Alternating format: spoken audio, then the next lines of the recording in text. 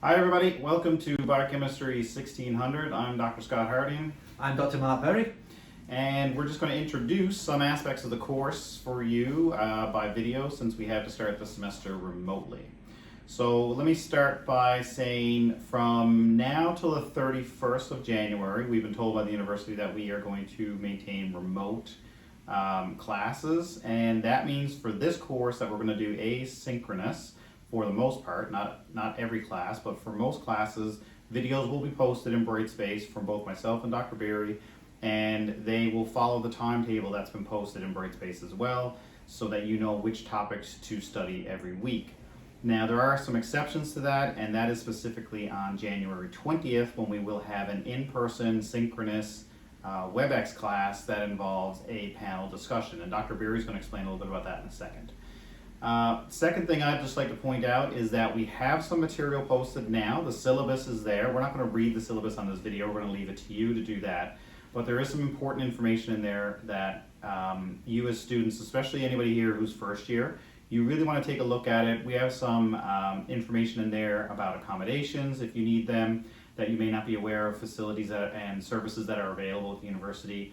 We also have in there our standard statement of fair warning that we do discuss controversial and sometimes triggering topics in this course, and you need to take a look at the topics list, and if you have any concerns, contact us, and possibly if you don't think you could manage getting through the course material, you may need to look at another course to supplement this one. And other than that, there's a lot of information there about our deadlines policies as well as university policies relating to mitigating circumstances around handing in coursework and these sorts of things. So I'll turn it over to Dr. Berry. He's going to add some points. Yeah, so throughout the semester, Dr. Harding will be covering mainly the nutrition aspects. I'll be covering more of the pharmaceutical drug aspects. The intent of the course was when we're in person, each class we'd both be there, and half of the class would be Dr. Harding, half would be by myself, and in that way we'd be able to emphasize the overlap between food and drugs and the similarities in there. That's obviously a little more difficult in a remote environment, so we have posted material that's divided by Dr. Harding and by myself. You'll notice in the Brightspace shell, it maybe looks a little bit different than you're used to looking. We're using a different format of the Brightspace, which is color-coded. It's much easier to navigate through. So take a little bit of time just to familiarize yourself with that. But you'll see that we've got everything set up for the asynchronous January lectures. That's one whole folder, and then the subfolders under there, divided by each week. It doesn't matter whether you do the nutrition for a week first or the drug-related material first for that week. They're pretty much interchangeable from that aspect. With respect to the discussion panel on the 20th, so what we have is we've got two scientists from the UK. One runs a consulting agency with respect to pharmaceutical company. One has received an MBE for their services to the cosmetic industry, particularly with respect to halal-friendly cosmetics. And then we have a scientist from Ontario who works in the nutraceutical industry. So what we're looking at with this discussion panel is to talk about the similarities and differences between cosmetic industry, pharmaceutical industry, and nutraceutical industry. And it's completely open. You can ask as many questions as you want. Dr. Harding and myself will have various hand grenades to throw out if it goes quiet, just to stimulate conversation. As he said, there are topics that may be triggering for some people. We're not going to hide from any of these things. We're going to discuss things. We're going to treat you like adults, and this is open for discussion. The course is designed so that it's accessible to anyone. You don't need a science background as long as you've got some high school science. We will be covering all the material you need to understand things in there.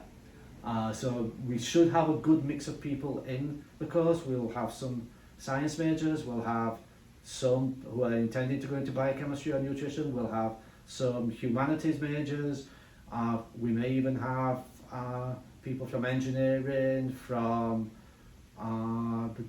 music, what are some of the other faculties? Any faculty. Yes. Because we are it is an open course, yeah, Yeah. so anybody can take it. And we've designed the course so that everyone can experience different opinions on these topics. So we want this to be interactive. We want, for example, the humanities perspective on some of these topics coming in. And you'll see that in the later discussion groups and guest lectures that we've got organised. Yeah. So we'll give you some material, like Dr. Berry said, that's related to get you at least in the air, at least up to speed with the level of science you require. But this is not meant to replace the introductory courses we have in biochemistry for introducing these topics. So we will do a very light version of it. So we'll introduce things like foods, biomolecules, some processes, but they'll be at a very introductory level, and you'll not be expected to study beyond the level that we lecture to you at. That may come as a surprise to some of the students who are in the course who are at a more senior level, but in some cases displaying your extra knowledge, if it's a test question, because you are at a 3rd and 4th year level, might not get you any extra marks, so beware of that. This is being delivered as a general access 1st, 2nd year type course at that level, but we are also, our hope in developing this course was also to make it a continuing education general public course as well. So we are not trying to be restrictive or exclusionary in how we're delivering the course. And we will be focusing on the ethics of various aspects as much as we are on the hardcore science. Exactly. Yeah. And so, some of the assignments, then with the questions, there may not be a right or wrong answer. What we're looking for is to see that you've thought about things and you can present things in a logical manner and defend your choice. So, that's going to be a little bit different from some of you who may be, especially fresh out of high school, you may be more used to, simple regurgitation type aspects. This is going to be a lot more group discussion and defending your point of view. Yeah, we want you to learn how to think and develop rational understanding and hypotheses about topics, and then be able to defend it, test it with a group of your peers. So keep that in mind. Some of the work that you're going to do throughout the coursework will be group work, some will be independent. When it gets to the group work component, we're going to be assigning you to your groups. We have over 100 students, so we can't be doing putting people in pairs based on your selection, because it will be a nightmare for us. It's almost impossible to manage. I have a hard time managing it last semester with 16 people in a class in a 4th year course, so it can be very difficult to do. So, but like in the real world, you don't get to choose who you go to work with or who you take a job with or these sorts of things. So consider it another life lesson. To teach with. You have to teach with, yes, exactly. So consider it a life lesson, and if you encounter some personalities who are difficult, consider this a safe space to learn how to navigate that sort of thing. We don't anticipate any problems. We've never had any problems with it in the past. But again, more of that information will be posted in the specific activity drop boxes and the assignment information pages as you navigate your Brightspace.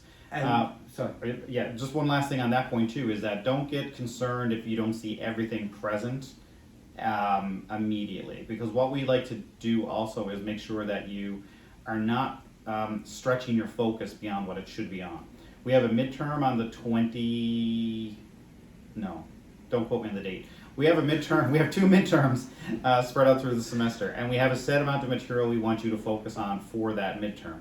So we're not going to start posting things that go beyond that initially, and we want to make sure that your focus is on doing well on any assessment and examination that we provide. So don't get concerned if you're trying to get ahead of everybody or get ahead in this course, because we're going to pace you as we've seen previously works at a good pace. Well, and the other aspect with that as well is we simply don't know what's going to happen come the end of January. Right. We're not going to, this is going to sound horrible, we're not going to waste our time loading up a whole bunch of material for February if we're going to be flipped back into in-person. It just doesn't make sense. We've got other things to devote our time to. So, yeah, this is going to be a little bit piecemeal, but that's just the way it's going to be. With respect to the group work, you will be left to arrange your own group discussions with your group. through whatever means works for your group. So we won't be setting up group discussion spaces. Again, as Dr. Harding says, there's 100 of you in this, which means we're looking at 25 plus groups. To set up a discussion space for 25 plus groups is not easy, and our experience from last year is it doesn't work very well. It's far better just to leave individual groups to contact each other and say, let's get together virtually, in person, whatever you're comfortable doing. The only thing we do ask is be respectful of other people's opinions. Hopefully we will get back in person. We will occasionally make controversial statements to trigger discussions. Again, these are to precipitate a discussion. This should be regarded as a safe environment where almost any opinion is acceptable and welcome, but it has to be respectful. Yeah, but like in the real world, like this is a consensus-driven world, and it's evidence-based from our perspective. That's what we're trying to promote here: is evidence-based learning and evidence-based understanding of topics around foods and drugs, health, your body, these sorts of things. So we're not into pseudoscience and these sorts of things. We're happy to discuss it, to debunk and these sorts of things, but we are by no means, by saying that we're open for discussion and respectful, that doesn't mean that we're tolerant of crap. Crap. I was going to say something a little bit lighter, but basically, yeah. So that's the point of this course. The point of this course is an open access science course to help you think scientifically through problems, regardless of what they are. At the end of this course, you should be able to go to your grandparents and explain to them how their drugs work and why they're on the drugs they're on.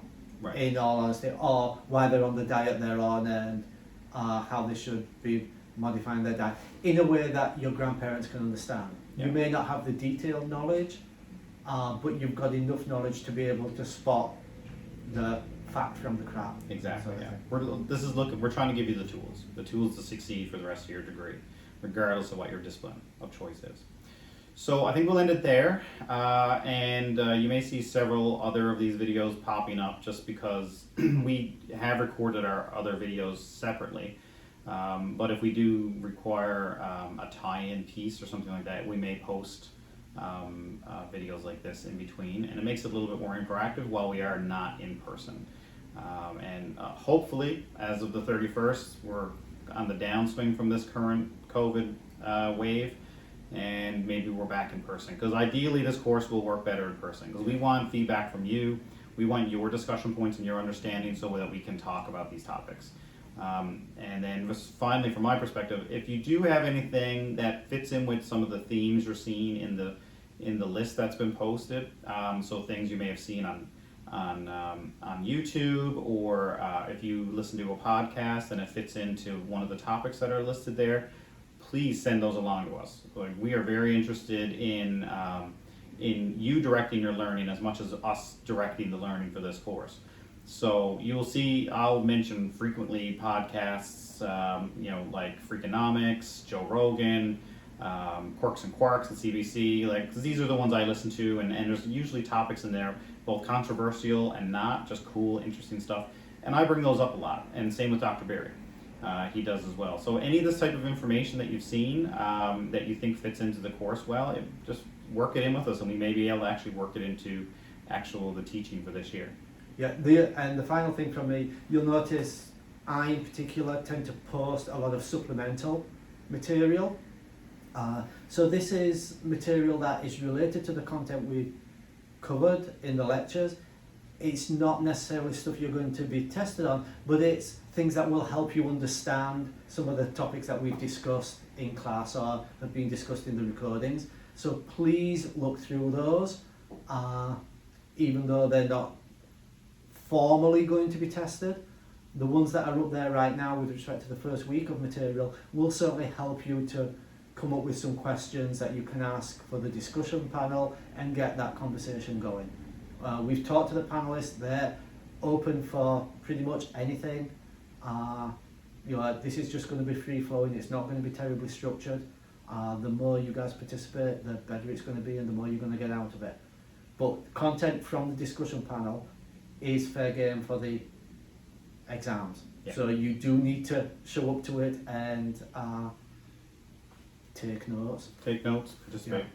And with that, we'll sign off here, but take a look in this space for more of these explanation videos.